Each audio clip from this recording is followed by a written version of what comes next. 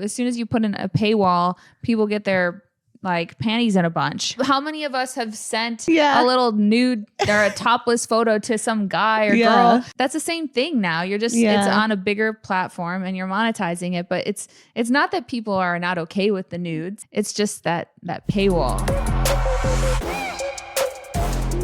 Yay, I'm so excited you're here. Come on in. You can come in now. You have to cover your butt.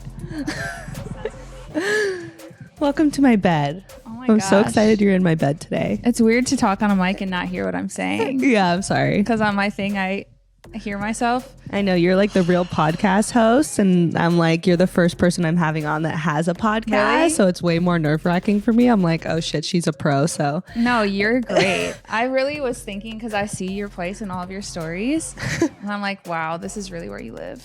you feel like you is have to keep pretty- the pillow perfectly. This is like sprinkles on a cupcake. Yeah, sorry, I knocked it over. No, you're good. We're I'm happy back. to have you.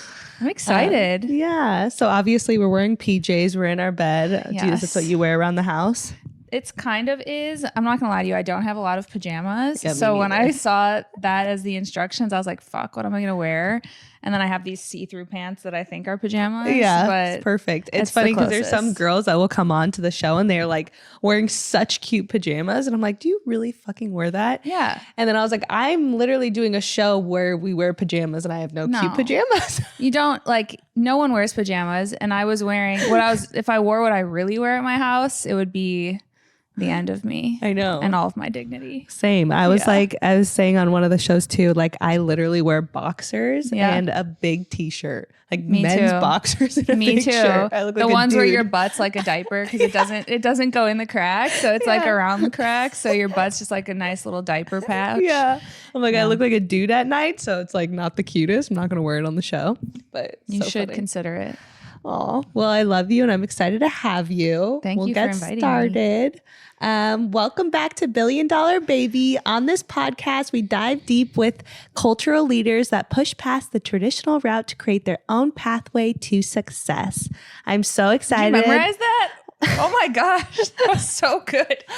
I say, welcome to my podcast, and I that's love the you. most you could get out And that's it. We're here. Wow. I'm so excited to have you on the show. This girl is wildly successful, unruly model, as well as podcast host who has a show called Inside OnlyFans. She's also one of the top creators on OnlyFans, and she's going to take us into the industry of the platform, as well as tell us all the good, the bad, the ugly, and the hilarious stories she hears from OnlyFans creators. So I'm excited to have you. My first podcast I've been on. Really? That isn't, yeah.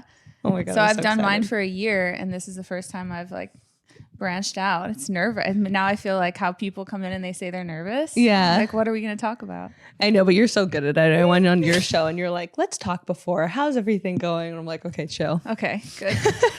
Loosen up. Obviously, with your show, it's so cool that you guys did a show about Inside OnlyFans because it's such a like unknown market. And I feel like there's still so many people that are like, it's really like changed the way people monetize, but there's so many people that are like, it's taboo or don't know what it's really like. So the fact that you did a show about it, kind of bringing it in. And OnlyFans is huge. Like, I don't know if you saw the statistic where they were saying like OnlyFans is one of the top e-com platforms now amongst like Amazon and all these other big platforms. So it's not something to ignore. But I really want to go into like what you think about OnlyFans. How would you explain OnlyFans to viewers? I would say OnlyFans gives content creators of any kind the opportunity to monetize whatever they want and allows them. The biggest thing for me in OnlyFans has allowed me freedom. Yeah. And so that's what I say, whether it's time freedom, financial freedom, it's just freedom overall for me. And so I think that OnlyFans is a platform for people to use whatever they creatively make and be able to live off of it, basically. Yeah, and another thing I was going to ask you is like, what are the most empowering parts of it? But it's pretty much that. Yeah, it's you get to do that, and nobody can make you do something or not do something that you don't want to do. For me, my content is not like X-rated, let's say, but I interview a lot of people who do porn, for instance, and the biggest feedback I get from them is that they're in control. They don't have to feel pressured into doing something. I think an industry that OnlyFans has lots of things, but we'll be honest, a lot of it is sex work or something about how you look. And so most of those industries, you're going to have gatekeepers and you're going to feel pressured to do things. And OnlyFans is, you don't have to do, you can literally do nothing for a week, or you can put out full on anal 3-ways if you want to. It doesn't matter, but you can do whatever you want, which is the coolest part. Crazy. I know, that's what's like so interesting, is that there is a platform where there's like literally no barriers to what you do. And I think it's super disruptive, obviously, but then we're also in a market in a generation now where people are dying for like authenticity. And I think it's really cool that it's like the first platform that you can really freely express yourself. So what's so cool is to see different creators like express themselves in different ways and being like, okay, who is this person really? Because you don't really know everything just from someone's Instagram. Like, and people, that's what I get requested the most, is more personal things. So what I noticed was I had a Patreon before for maybe a year, and on there I was putting more curated photo shoots, things like that, retouched everything. And what I've noticed now on OnlyFans is that fans actually want to see what you're doing from day to day. They want to have, you know, like sometimes I'll just talk in on a video in my car after going to the gym. They really want to get to know you.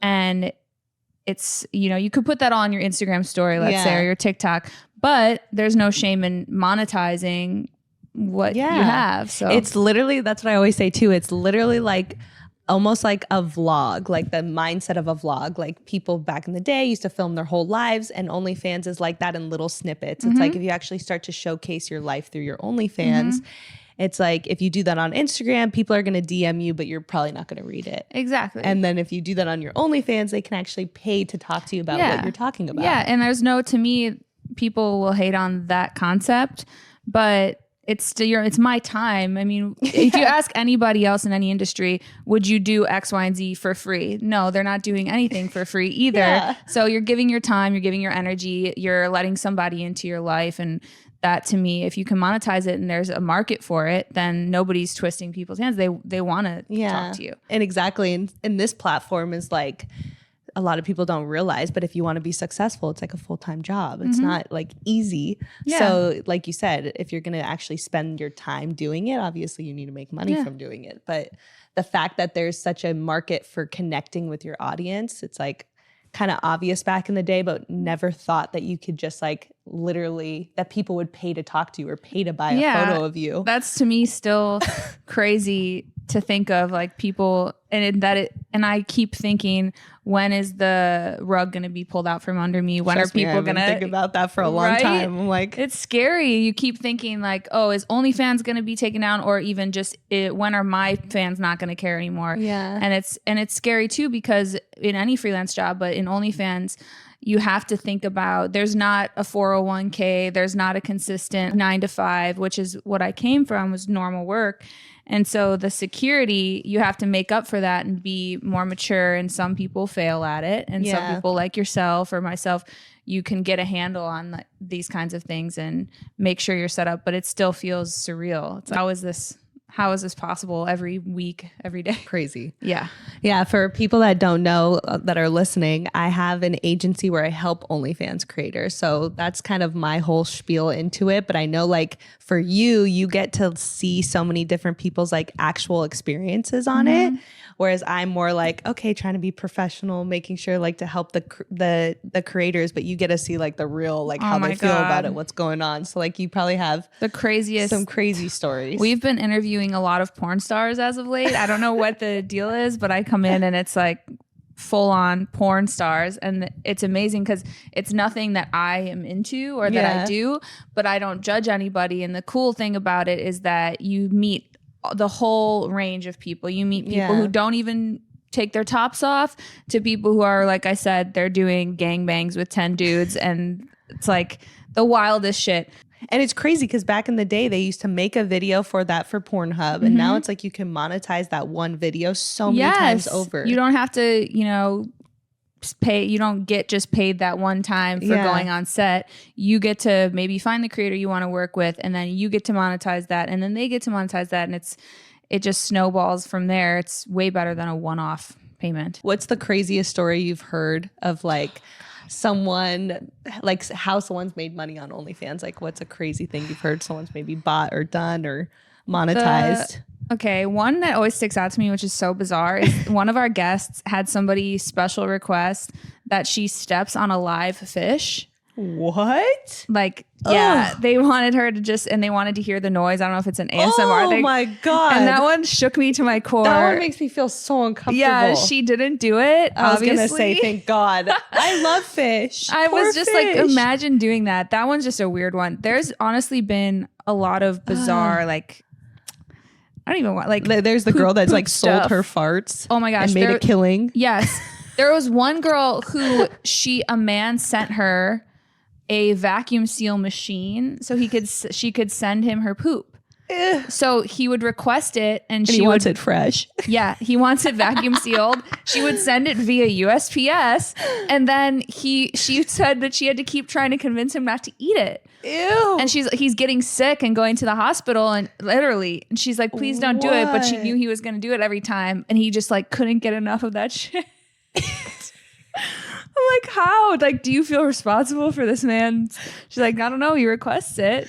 Damn. Yeah. You hear the most wild stories because like that whole part of it I never really see because for me, obviously, I work with creators that are like you, more like brand friendly, but you also have like hot content, but you're not doing like the crazy shit. So it's crazy that there's so many markets on the platform and there's so many different ways to monetize and yeah, it's a whole world. It's a whole world.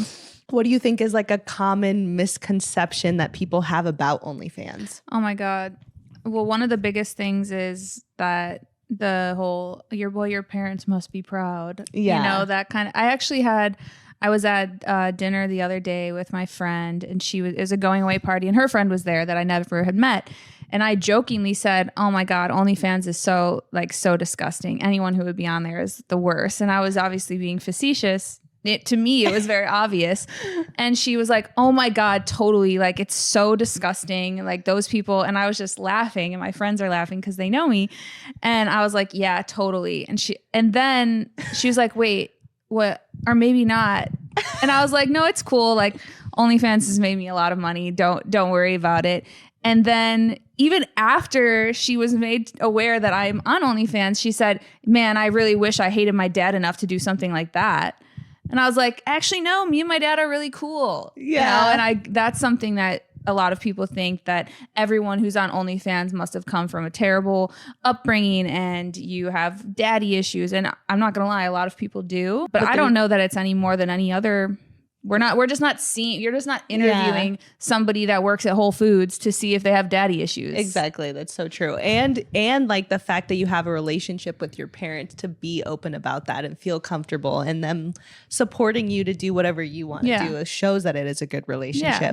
But like you said, not everyone probably, not to say everyone does, but to say that no one has a good relationship with their parents that they were doing it is so like untrue. You must not respect yourself at all. Yeah. And it's also like some of those people that don't have a good relationship with their parents, that they're not like honest and open and you know, they can't imagine it. But like when you have a good relationship with your parents where like you grew up and you felt comfortable to tell them like, oh, I kissed this boy, or like you actually maybe shared with them when you lost your virginity and like stuff that people can't fathom talking to their parents about.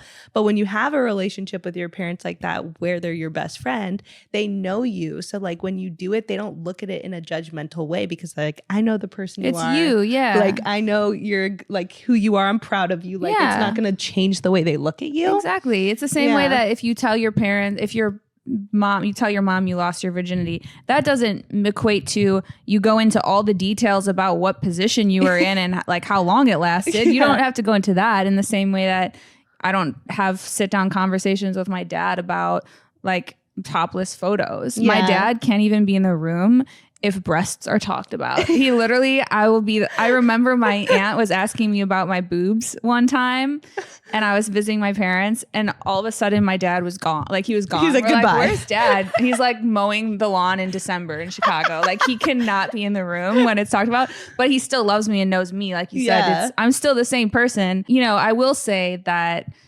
It could be uncomfortable for families, like if you are a porn star, if you get a big name. That, like, my brothers were playing hockey, they play hockey, and they were in the locker room once, and somebody brought up something about the World Series stunt that I had done. We flashed the picture at the World Series years ago, and it was all over TMZ and everything.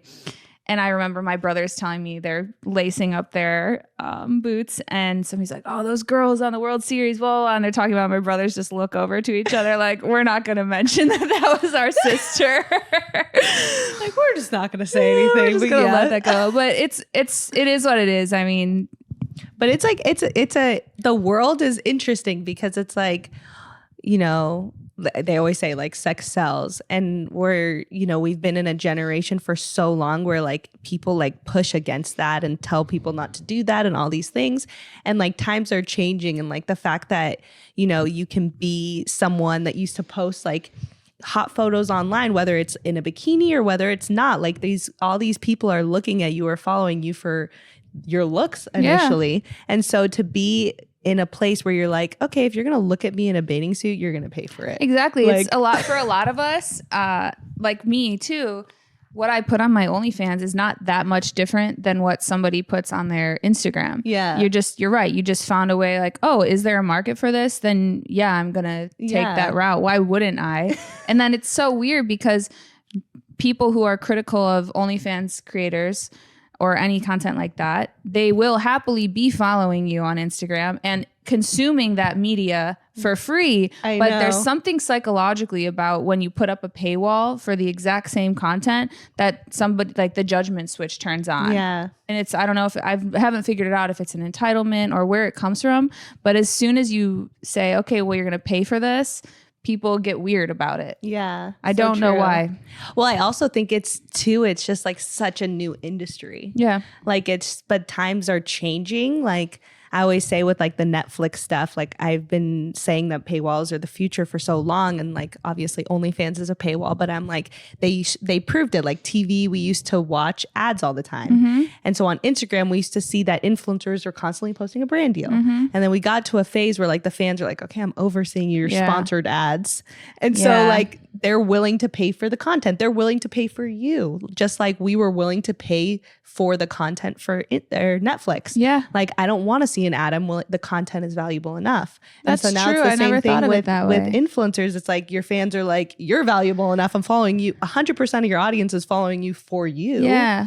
They're not following you for Manscaped. Yeah. For the razor that you use or something. Like maybe there's like 0.2% that actually gives a shit about the product, like that you're pushing. But like, and so it's so cool that now influencers they spend so much time creating content. Like people don't realize how hard it is to be a content creator.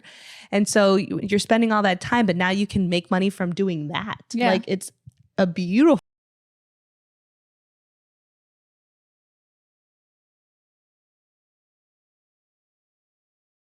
Like radically different. So I'm really grateful for it. Yeah. Where do you think OnlyFans will be in the next 3 to 5 years? I'm honestly surprised it's lasting this long. Yeah. It's kind of like everything has its phase. People think Instagram was going away and then it kind of waned, and now it kind of I don't have a TikTok, but I know that that's kind of overtaking. But unless somebody can beat what they have set up, then I don't really see it going anywhere, because people always want to see that content. People have been looking at Playboy for however long. It's like the next phase of it. Yeah.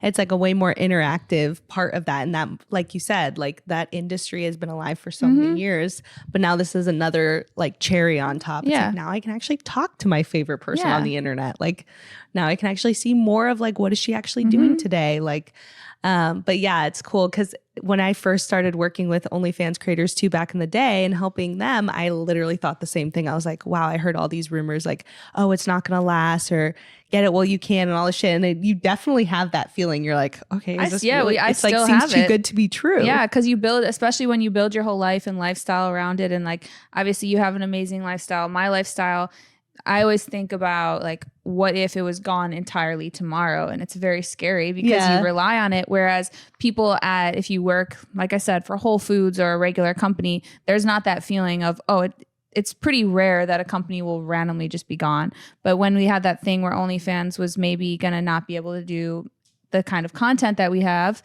that was a really scary feeling because it's like, shit, then everyone's scrambling to make their own different platform. But there's already so many people on OnlyFans, which is the big draw to it.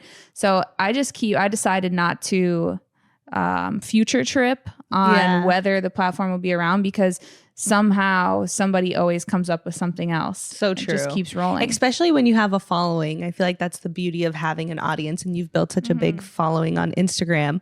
And so it's like, I always say with influencers are their like own distribution network. And so like, that's why brands will pay you to get views, right? And so like back in the day, we used to have to pay these like platforms to get views, and now they can pay the influencers their own audience. And so with that, you can do there's always something in the market, like how you said Patreon was before, you know, and then it's like before that was maybe like, you know, brand deals, or there's so many ways that influencers have monetized, but this is like definitely one of the biggest waves. But I do think it's kind of showing where the future is going, and that it's only going to keep growing into those ways, because people are not going to go backwards and be like, I don't think influencers' mentality is going to go backwards to be like, okay, I used to make this much money on a photo, now let me go back to posting that for free. Oh my gosh, you can't even. You're just never going to want to. Yeah, you're always going to, if you have the like the work ethic and mentality, you're going to figure it out, because once you have the freedom that comes with it, it's like thinking about going back to something else is like death. I know. You know, it's just not an option. If you look at it like that, it's just not an option. And I feel like so many people have said to me, like, why are these fans buying this shit from your creators? And I'm like, I personally think, because obviously like for me, I work with talent that's like, you know, big influencers and has a great following, but is more brand friendly, or he works with other big TV shows or businesses. And so for them, it's like, okay, if they're not going to do porn, why are their fans buying it? Yeah. But I think it comes down to connecting with your fan. Like, yes, the fan gets excited when they get that photo, but at the end of the day, what keeps them coming back is the feeling of connecting with their favorite creator. Like the connection is like the most otherwise important part. you can Google image, you can go to Pornhub, whatever you're looking for. It's not the same. You want to feel like you have like some skin in the game. You're getting, it's not just I'm giving, it's a transaction back and forth. That's definitely the draw of OnlyFans. What would you say to a girl or a male that wanted to start out on OnlyFans, but they were too scared, maybe being like, damn, I would do it, but like, I don't want my audience to see, or like my family to see? Like, what would you say to those types of creators? I would say that first you have to actually think about, there are consequences, like there are consequences to any action, whether you take a job that's 9 to 5, and the consequences that you have a strict schedule. So there's going to be consequences, and I would think about it first. And then once you decide, okay, then I'm fine with you have to be fine if people do find out, is a big thing to me. I've had so many guests on who their parents were sent nude photos of them by some spiteful fuck. Like, so crazy. It's horrible, but it's gonna happen to some people. So you kind of have to be ready for that. It doesn't mean that it's acceptable, but it's gonna happen. And so your stuff's gonna be on Google, and people are gonna find it, and probably your parents are gonna find out. But other than that, I think it would be really tough for somebody to have an OnlyFans and not put it on their main social media, because you have to do so much work cross-promoting on the platform. Yeah. I haven't had to do that really, but I've had guests on who don't have big social media followings, and they spend a lot of money and they work their asses off cross-promoting on the platform. Yeah. And it's just a lot of work. So I would say do it if you think you can handle the consequences or potential consequences, and also know that it's going to be work. It's not, I think people think, oh my gosh, you're making so much money, I'm going to make an OnlyFans. And then somehow you're just given a lump sum of money. I know. It doesn't work like that. It's literally like an online business. Yeah. I always say it's the exact same as e-commerce. Like it's like, instead of selling the product, you're selling the photo. And so how is that online business ran is very similar to an e-commerce store. So you're so right. You have to like drive traffic, get sales. And know your demographic. There's people, I've interviewed lots of girls who they are doing full on porn, and you maybe think that equates to more money. It doesn't. Yeah, it's so true. I always say that. It's not. Like I would say now our top earners probably were like, but they were porn stars, like millions of views. But really before that, most people that I interviewed that are crushing it on the platform do the least. Yeah. It's not like that. So you have to know your demographic. If your demographic really loves selfies, a lot of them, like, they like to see selfies, self-shot content, iPhone stuff. If you're the kind of creator who only wants to do professional shoots, you're gonna suffer. Yeah, if you have 5 million followers and I have 100,000 followers and you're only putting professional shoots, but there's not a market for it, then you're not going to make money. So true. They don't care. They want to see what they want to see, and you can't be mad at that. Yeah, that's so true. That's so fucking true. I've seen all different types of creators. There's some that are like, big influencers, so they feel like their photos on Instagram are perfect, and then they want to do OnlyFans, and they're like editing their photos for hours, and I'm like, and then they don't do as well. I'm like, no, they can see that. They see that. That's the reason why they're paying to go somewhere else to see not the curated stuff. Like, you can curate it to a degree, but you can't dictate what the market wants. You have to find your market, find what you're comfortable with, find like that sweet spot, and then cater to that. And there's no problem in catering to a certain audience as long as it fits your niche. Yeah.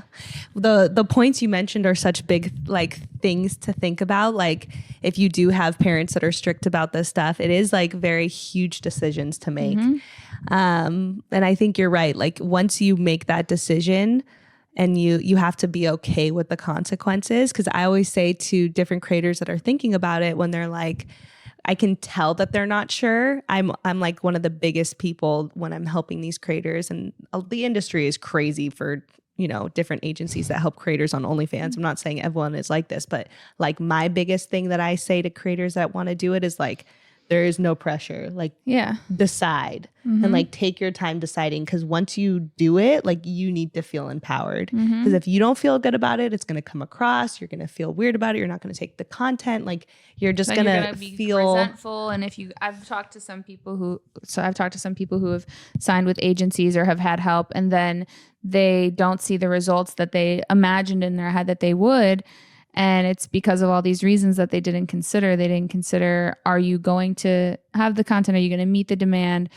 All of these things. And it's hard. You have to think about it. You can't just jump into something like this, especially in the era of where everything stays on the internet forever. Yeah. You have to be aware of that, and it's nobody's fault but your own. Yeah. So true. But it's really crazy because if you Google like the biggest celebrities in the world and you type their name nude, all of them have nudes on the internet. You have to type in nude. It's great, but it's so annoying that you can just type in someone's name and then put nude at the end, and you're like, fuck, man. But I'm like, not even like literal like A-list celebrities. Yeah. Like, I don't think there's pretty much many that don't have a nude on the internet. And that brings me back to the point where as soon as you put in a paywall, people get their like panties in a bunch. How many of us have sent in, when you had a Razr phone, a little nude or a topless photo to some guy or girl? We're all doing it our whole lives since we were young. And it was never, the most thing would be like, oh, it's embarrassing if they show their friend, or my parents caught me. But that's the same thing now. You're just, it's on a bigger platform and you're monetizing it. But it's not that people are not okay with the nudes. Yeah. We're all doing it. Like you said, it's just that paywall that gets a little fishy. True. That's true. What do you feel like is like the biggest thing you've heard that either you or creators like hate about OnlyFans? Maybe like are frustrated with or don't really like about the platform? Like, what do you think is a common thread you've heard, or maybe about the platform, or about being on there? Yeah. People have said they don't like how some fans feel entitled to their time. Or most people, they go on there and they know they're going to pay and that's it. But I mean, I've had people, my biggest frustration is I'll get messages on Instagram. Hey, I don't have the money to go on your OnlyFans or like to keep on there, but can we just talk on here? And that's a little frustrating because of all the points we made. And shoot your shot, but it's that entitlement of, they feel like once somebody pays for something, they feel like they can have anything that they want. So that can be, you don't have to give it. That's the beauty of OnlyFans.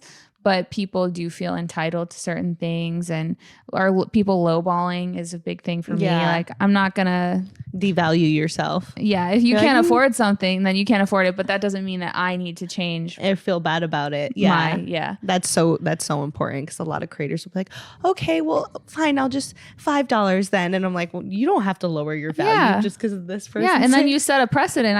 I've talked to a lot of girls who are kind of struggling with their building their following or monetizing, and a lot of the time it's because they either started low or they dropped low in a price, and then you set the precedent that, oh, well, you can have 5 photos for $20.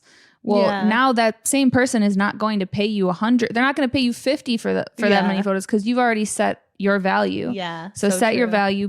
If you need to play around with it, like, okay, maybe nobody's buying at $1,000, then you can assess. But you do have. I always feel like you should start high when you're bidding. Like, it's so true. Come on, don't start as low as it goes. That's the worst negotiating tactic ever. It's like, oh, you want this car? I'm going to pay you $20,000 over asking price. Like, you just don't do that.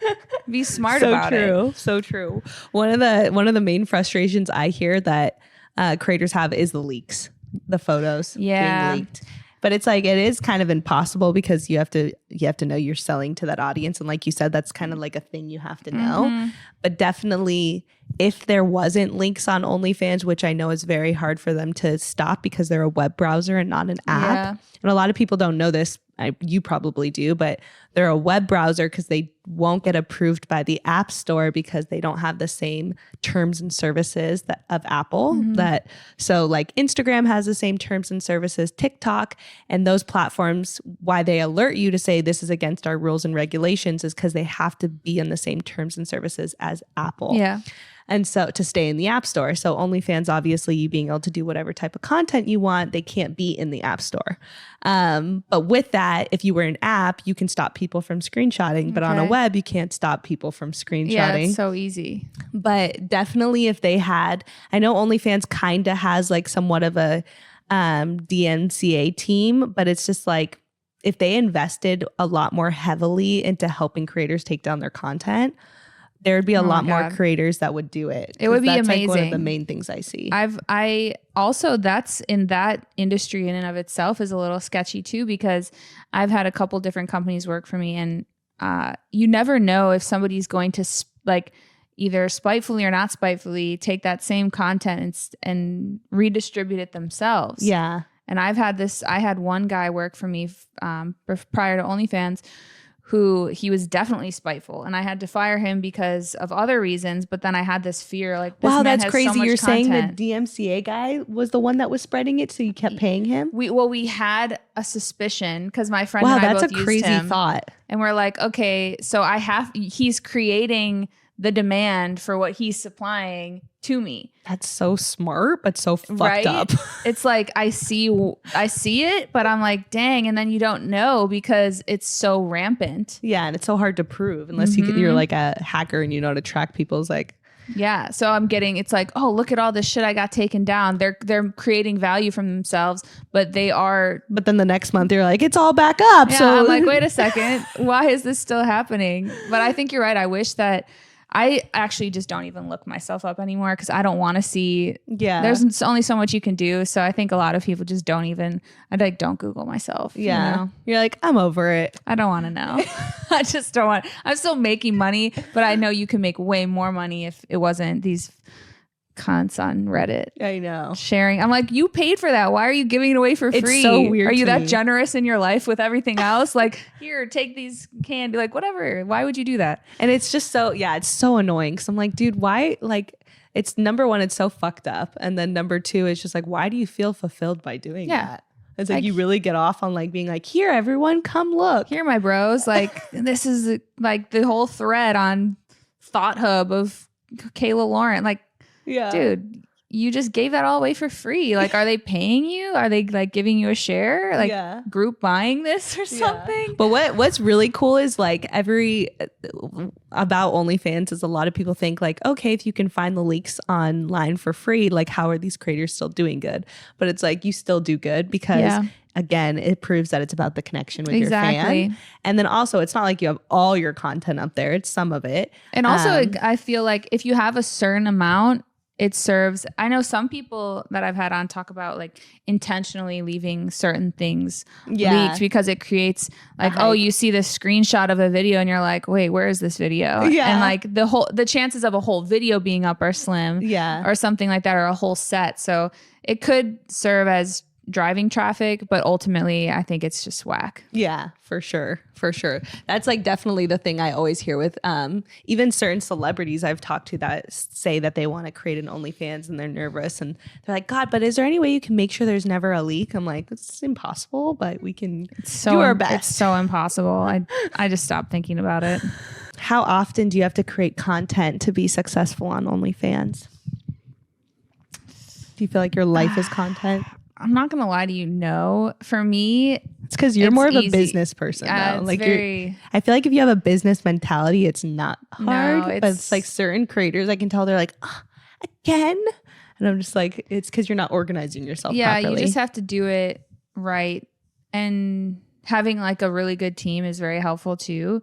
But I don't feel like I think my content just gets monetized really well and handled really well to where I don't have a crazy volume strategy. Yeah. It's definitely enough where it's not like one photo a month. It's definitely, there's volume, but I don't have a volume strategy. I think that my approach is more knowing exactly what they want. Yeah. And, you know, one photo, or let's say one photo set can do just as well as 20 photo sets if you're giving them what they want in one. Yeah. You want like the most concentrated version versus like watered down of everything. That's true. So for me, I don't have to create a ton, but you want to give people something every day to engage with. They want to go on there and they want to either, whether it be your messaging or photo heavy, whatever it is, just something to engage with constantly. Yeah, that's true. Yeah. I know people who shoot constantly and I don't have the interest. But it just shows you, I think that's definitely with OnlyFans creators, they do think that they have to produce content so heavily, but then it's just that you're right, it's depending on your strategy too. Not to say that it's not a lot of content, because of course it is. Like you said, you still need to have content if you want to sell that day. But it's all about like how you're creating your content and what content's selling the most and how are you utilizing that content. But I would say like one thing I've always said to creators is like putting it in your schedule and shooting like 1 to 2 days a month to knock out the whole month. Exactly. It's like if you don't have to like you really don't have to work a lot of the time. Yeah. I did that this past year. I did many months worth in a span of a couple of weeks. And it worked. You just have to make sure that you're diligent with your time. Just being good with your time is something that everybody should be better at. You know, the 4-day work week, whatever it might be, consolidate your work into a small, just work smarter, not harder. Yeah, basically. 100%. Yeah. So kind of tell us a little bit about your podcast. I want everyone to go listen to it, of Inside OnlyFans. Like when did you start your podcast? What are some like exciting things you're doing next on your podcast? Like any cool guests? So we started the podcast. It's my friend. So it was actually the concept was created by my friend Max Amini. He's a comedian and he basically had CJ and we were chosen to do it. And so we've been doing it we launched a year ago from October. So a little over a year. And we just interview OnlyFans content creators. We don't specify what they have to create. It's just the one barrier to entry is that you have an OnlyFans. And so we've had any range of people from women who are primarily musicians, but they wanted a new stream of income. So they start putting some hot photos on there, nothing nude, and then they also can put their music on there, ranging all the way to like top porn stars, like I said, that do the craziest, weirdest stuff. And we just talk to them, and what's cool is that you find out about their lives, you find out about their families, you find about just everything about this person. We don't have a structured interview. We kind of do a little bit of research on a person, but then we just freestyle talk to them about wherever things go, and any like judgmental bone that I maybe would have in my body is gone by the end of an interview. That's cool. It's so cool. And I'm very different than a lot of these people, but somehow at the end of every single one, I find something to love about the person. And it's made me a better person for sure, because I definitely am a little spicy of a person. Yeah. I'm not very bubbly. I'm not loving, but I'm not like, I don't know how to say it. I'm friendly, but I just don't immediately think everyone's so wonderful. Yeah. So it's helped me be more open and seeing the good behind it all. Yeah, seeing the good behind it, seeing how other people, and then you get cool ideas too. You can find out, oh my God, I never thought of doing that kind of content or monetizing in that way or talking to so-and-so. It's huge networking. It's so cool meeting this person, and then they introduce you to somebody else, and it kind of just snowballs. So it's just opening doors, whether it's a door to that individual person or a door to a million other things. Yeah, that's cool. Yeah. Another thing that I was just thinking while you were saying that is like, so much of OnlyFans is engaging an audience and being entertaining enough to where they're literally paying for it. So like that, learning how to do that is so valuable. And so to go on your podcast and really hear about how creators are doing that, even the ones like, if you don't, like obviously you can't really do nudity on Instagram and things like that, but like you'll probably pick up a lot of like tips and tricks on like what fans actually want and like how to engage them more, about how to be more authentic and personal with your audience. So like that's pretty cool too, even if you didn't want to go on OnlyFans, but you wanted to learn like how are people actually caring and engaging with this so much, you know? Yeah, it's really cool. And people, our fans, it's blown up kind of in the last year, and our fans really like love. It's so funny. That's the best thing to me. I can't be part of something I don't think is funny. Yeah. It's so funny. And these people are just like raw. And sometimes it takes, 30 minutes for somebody to loosen up. But like 9.9 times out of 10, we get people to loosen up, whether it's because CJ is so bubbly and over the top, or I'll share something just like absurd and it just always works, and people, it's like disarming, and then people say things, and it's very rare that we have somebody walk away and be like, oh, I don't want that shared, or I feel uncomfortable. They're like, oh my God, I can't believe I said all of that, but it feels unburdening. Like you feel like, wow, I just shared this with so many people. And then they get to know, their fans get to know them in a way that they don't even on OnlyFans. Yeah, that's cool. It's like one spot to hear this. Yeah, and I feel like what's cool is like on OnlyFans, because there's a paywall, you don't really get to see too much into someone's OnlyFans unless you're going to spend. Yeah. And so that's really cool about your podcast, that you're kind of showing, like unveiling what each creator's doing when it's like so private and behind this lock screen. And then you can kind of see like the relatability with them and see how they're utilizing it. And it's changed like so many people's lives. It's insane. Oh my God. How many people I have on there that they were full on broke, had nowhere to go, working multiple jobs, maybe had kids, and then they find OnlyFans and they're thriving. Like, that's where I think a lot of people get salty about it. But it's like, holy shit, this person is really like, they have so much freedom and they're millionaires now when they never, or we had one girl on, woman, her name's Courtney, and she was a teacher. Wow. And then she started doing OnlyFans, and she blew up. She was on the news, all these things. I think she actually was on Dr. Phil. It's airing today, she and her husband, because she has 3 kids. I want to say she's married. She was a teacher. She kind of was forced to resign, I believe, because of her photos online. She started posting fitness pictures, but like they were really struggling, her and her family. They didn't have anything, and now they're absolutely crushing it. And she works with her husband, and he helps, and she has kids, and she's still a good mom. Yeah. And so it's cool to meet people like that, where you really do see that otherwise, if it weren't for OnlyFans, they wouldn't be where they are. Yeah, so true. Yeah. And it's kind of like, it just shows like there's so many like disruptive companies. It's like Postmates was so disruptive. It gave so many jobs, and like there's a demand for it. And then Uber, and then now OnlyFans. And it's like, it's just cool where the market is going. And it's like, we can't hate on the fact that it's literally giving people so much jobs and putting more abundance into the world. And it's like, it really is a beautiful thing when you look at it that way. And a lot of people don't pay attention to that part of it. No, people don't. People just think basically just nudity.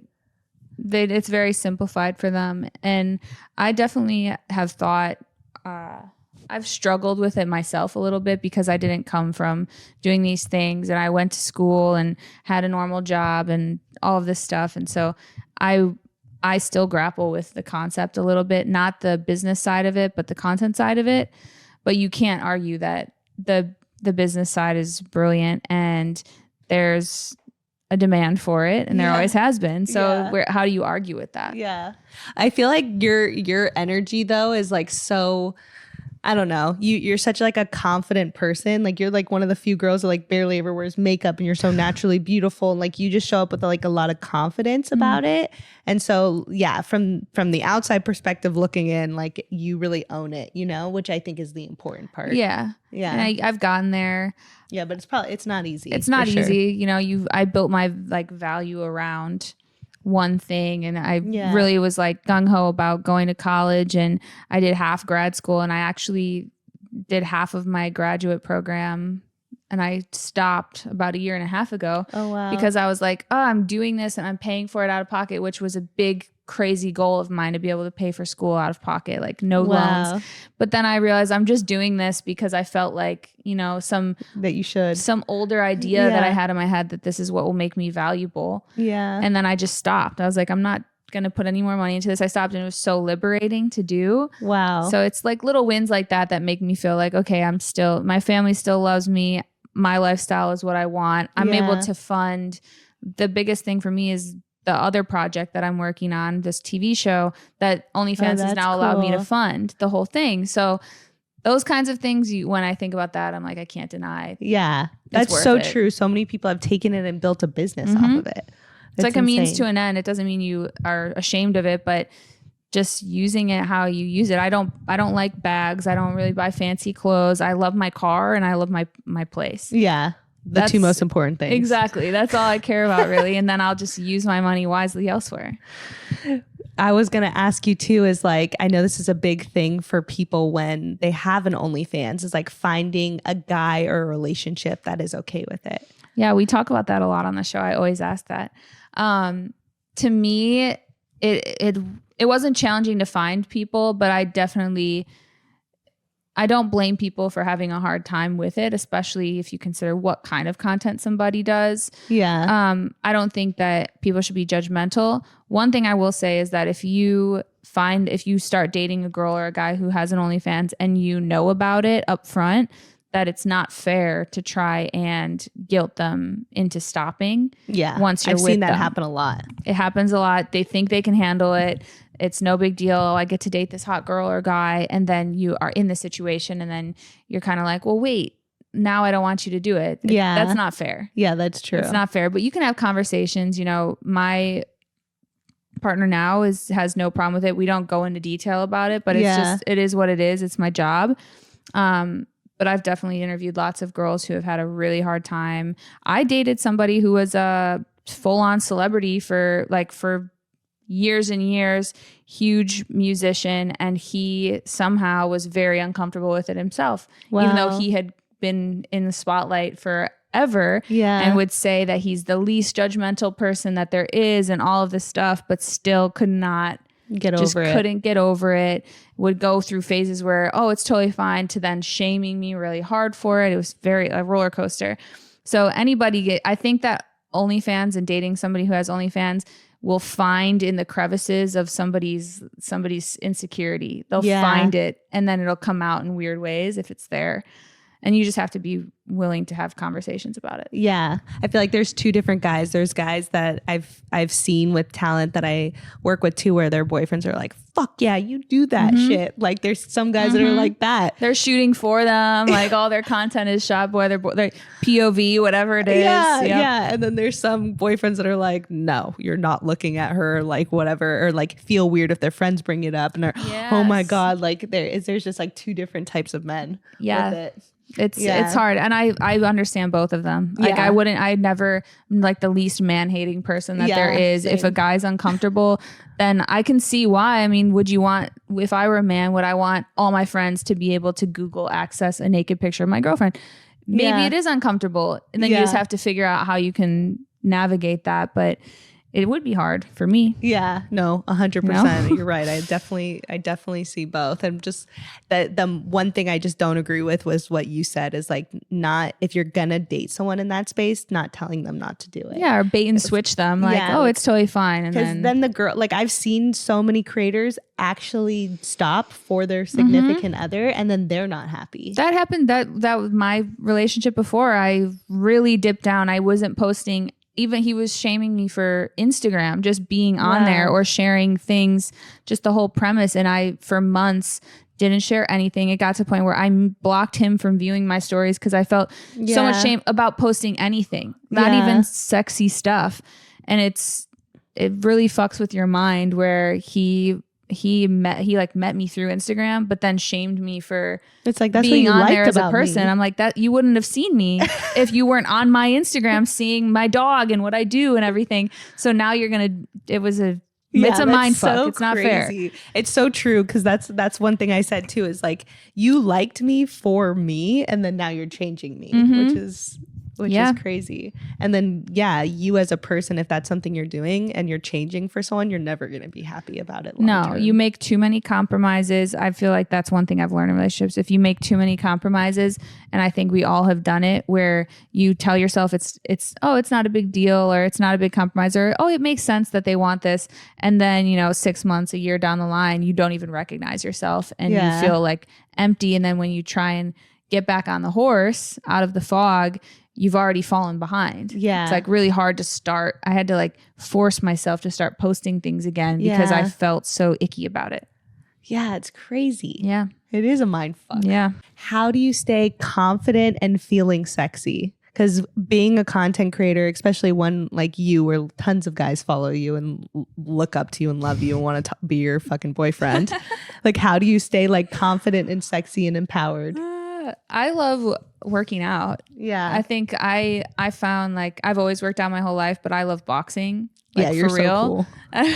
She really is like the coolest girl ever. No, but I really love it. And it makes me feel, if I don't do that, like taking care of myself in that way, that I won't feel good. It doesn't matter to me how many dudes think I'm hot or whatever they're saying. If I don't feel like good and like I'm taking care of myself, then I won't feel that way. So it's so as much as like you can get it from the outside. For me, it really is like I have to feel it or it's not going to be there. Yeah, that's so true. Like actually taking care of yourself and working out makes you feel sexier. If I don't work out for a couple weeks or even a week, I notice a dip in my self-esteem, which some people maybe say is not good because you should always love yourself. To me, you kind of have to earn. You are deserving of love and all of these things, but I'm not like a softie where I think you should earn it. I think you have to work hard. You have to take care of yourself. And if you're not, and then you're wondering why you're depressed, well, like look at what you're doing. Yeah, that's so true. Like you earn loving yourself. Yeah. And like by showing up for yourself and doing the things you said you were going to do. And like, otherwise you can get lazy. I feel like a lot of people nowadays make excuses. Everyone has anxiety, everyone has depression, all these things. And my first question is, well, what are you doing about it? That's true. Are you working out? Are you eating right? Are you socializing? Are you connecting with people? Are you feeling fulfilled in your work? All these things that are just like, you jump right over. I'm like, no, I'm depressed. I need medication. Or like, look at yourself, take ownership of everything in your life. Yeah. And look at all aspects. It's so true because I was seeing recently too, that like, and me and my sister were talking about this because she started going heavily into her work. And I obviously work so much, I don't really have a personal life. But like I, for the first time, got anxiety. Like I had my first panic attack not too long ago. But then I really took a step back and I'm like, okay, well, like I really just work all the time. Yeah. I don't really take the time to like make sure I have like meaningful relationships anymore. And so you don't realize how like something as much as like, yeah, your work life might be thriving, but like if you're not taking time to actually like socialize or enjoy time with friends, it actually affects you and then how you show up. And so it's crazy that's like they all are like pillars that go together. Your whole life. And I think that's cool that you can look at what aspect of your life is causing it, because to me, I don't think that anxiety or panic attacks or any of these things come out of nowhere. Yeah. A lot of people, there's no reason for it. It's just your chemistry.